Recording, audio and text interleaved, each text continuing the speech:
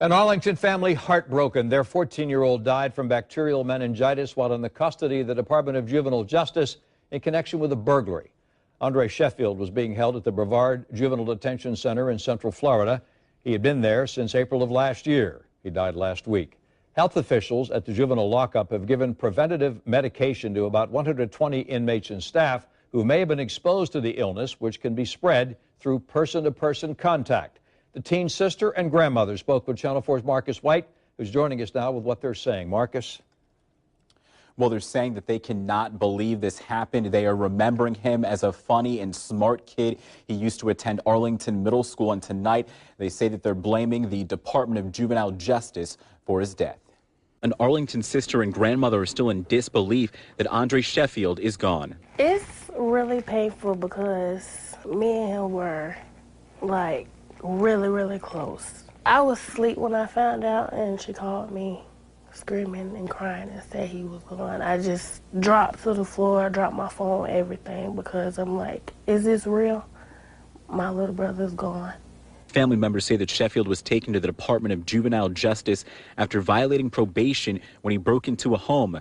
Sheffield's grandmother said that her grandson had complained to DJJ staff about head and stomach pains for weeks. They say that he was only given Tylenol. Last Thursday, they say that he was rushed to a local hospital after complaining of more pain. That's where he died. I flipped out. I flipped out because it shouldn't have happened. They didn't catch it in time, because if they had caught that in time, he would be alive now. He wouldn't be dead. The Department of Juvenile Justice released a statement saying, in part, the Florida DJJ is also conducting an immediate intensive review of actions taken by the department and contracted personnel to ensure all policies and procedures were followed. The health department says that preventative medication has been provided to 120 children and staff who were potentially exposed to the bacteria. The Department of Health in Brevard County is also trying to determine if Sheffield came into contact with anyone else. If it was their child, they would have did more.